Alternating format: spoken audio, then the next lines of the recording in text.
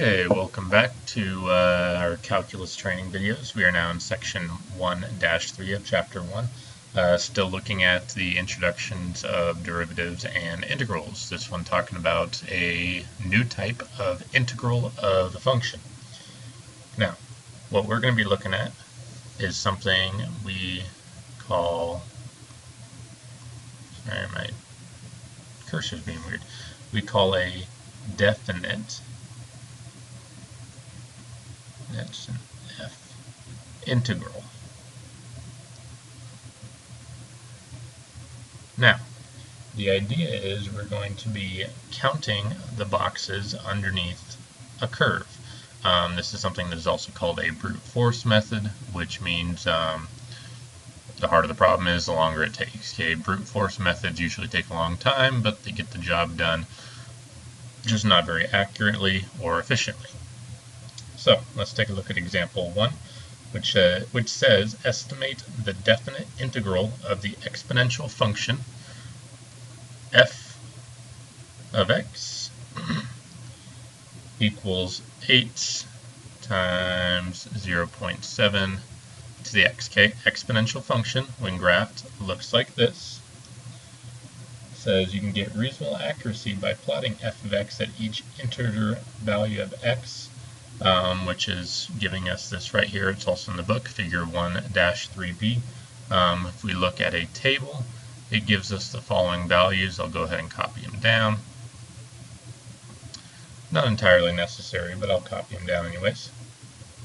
We have x, f of x, it gives us values from 0 to 7, because we're looking at the range from 1 to 7. So let's start with 0, 1, 2, 3, 4, 5, 6, 7. Let's see, f of 0 we have 8, 5.6, 3.9, 2.7, 1.9, 1.3, 0.9, 0.7. As we can see, it decreases as we would expect. Now, we want the definite integral of the exponential function from 1 to 7, which means we are going to do our best to estimate and to count the squares under the function. Now, first thing we need to recognize is that each square is a 1 by 1, which means the area value of each square is 1. So if I go through and I count the whole squares first, we have 1, 2, 3, that's close enough, 4, 5, 6, 7, 8, 9, 10. So I have 10 complete squares, and now I'm going to use some estimation on my remaining ones. Let's see, starting at the top, this looks like, I don't know, maybe 0.2. Okay, that one's counted. This looks like it's a little over half, so we'll say 0.6. Next one, this looks like it's a little under a half. I'm going to go with 0.4. Next one, almost complete, so let's go with 0.9. Next one, just under a half, let's go with 0.4 again. Next one, just over half, I'm going to go with 0.7 this time. Next one, pretty low, I'm going to go with a 0.2. Next one, almost complete, let's go with a 0.9.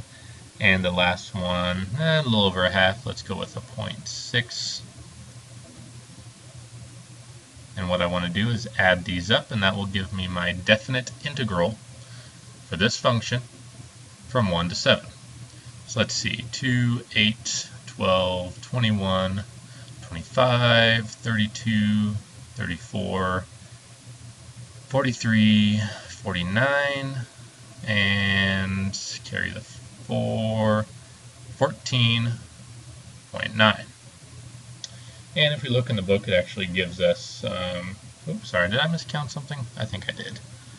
1, 2, 3, 4, 5, 6, 7, 8, 9, 10. I think I have an extra somewhere. 8, 12, 21, 25. Yeah, I believe I should have a 3 there, because this should be 13.9, because that's exactly what the book gets. So I think I just lost one somewhere. So we're going to go with 13.9 as our definite integral. Now, notice all we did is count the boxes. It's pretty simple, except when it's not.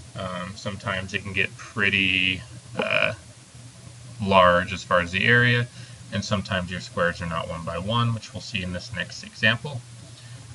So, example 2 from the book gives us this one, where it says we have a velocity function, v of t is negative 1,000 t squared plus 90t plus 14. Where t is in seconds and v of t is in feet per second. Estimate the definite integral of v of t with respect to t from 0.1 to 1. So it looks like it's going to be this shaded area here, 0.1 to 1. Notice we have a lot more going on this time. But it's still going to be the same kind of thing.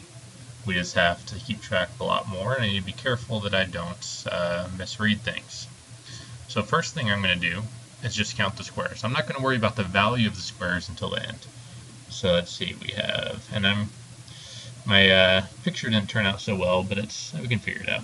1, 2, 3, 4, 5, 6, 7, 8, 9, 10, 11. Remember, I'm counting the complete squares first. 12, 13, 14, 15, 16, 17, 18, 19, 20, 21, 22, 23, 24, 25, 26, 27, 28, 29, 30, 31, 32, 33, 34, 35, 36, 37, 38, 39, 40, 41, 42, 43, 44, 45, 46, 47, 48, 49, 50, 51, 52, 53, 54, 55, 56, 57, that's close enough, 58, 59, 60, 61, 62, 63, 64, 65, 66, 67, 68, 69, 70, 71, 72, 73, 74, 75, 76, 77, 78, 79, 80, 81, 82, 83, 84, 85, 86, 87, 88, 89, 90, 91, 92, 93, 94, 95, 96, 97, 98, 99, 100, 1, 2, 3, 4, 5, 6, 7, 8. So far I have 108 complete squares. Now I'm going to go through and come up with my estimations. So we have, it looks like a 0.9.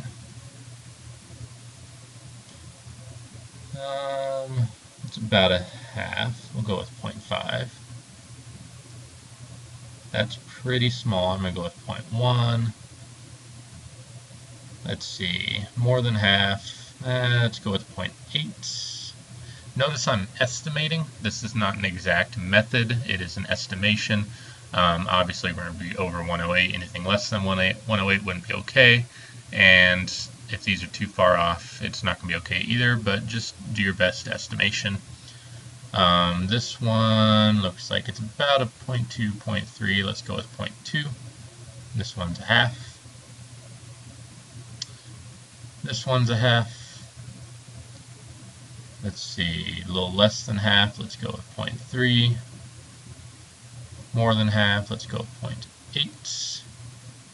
This one's pretty small. I'm going to go with 0.1.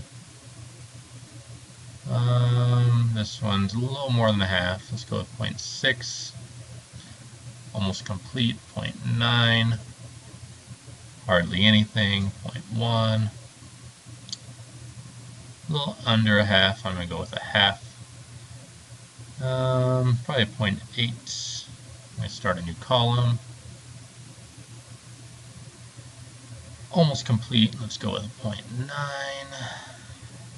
Pretty small. Go with 0.1. Yeah, it's a tiny bit bigger. Let's go with 0.2.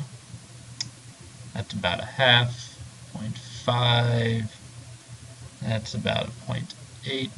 And last one is a 0.9. So let's see what we get. I'm trying to do better on my addition this time. I'm going to add up this set first. We have 9, 10, 11, 12, 17, 25, 34, so 3.4. 14, 15, 23, 25, 30, 35, 38, 46, 47, 53, 62, 63, 68, 76, so carry the 7. 108 plus 7 is 115. Add that to my 3.4. I get 0, 1 of that, 6, 9, 1, 1. 119.0, so I'm just going to write 119. Now, this is not the actual, that's how many squares we have. Now, if we take a look, let's see, our y-axis is counting by 2, 4, 6, 8, 10. So a square is counting by 2 on the y's and 0.1 on the x. So this square has a value of 0.2. So I'm going to take my 119 and multiply it by 0.2 because that's the value of every square, and we get 23.8. Now let's also put this into perspective. Remember, this is the idea of the velocity per second from 0 to 1 seconds. So this right here is the distance traveled feet from from 0.1 to 1 seconds. That is the final answer. That's what it means. So you just got to count the squares, figure out what a square is worth, multiply that by your answer. Now, we didn't have to worry about the value of here because the square is worth 1. So if I took my answer 13.9, multiplied it by 1, nothing would change. Alright, that should be it for section 1-3. I'm going to go ahead and start a different video for one of the problems out of 1-3.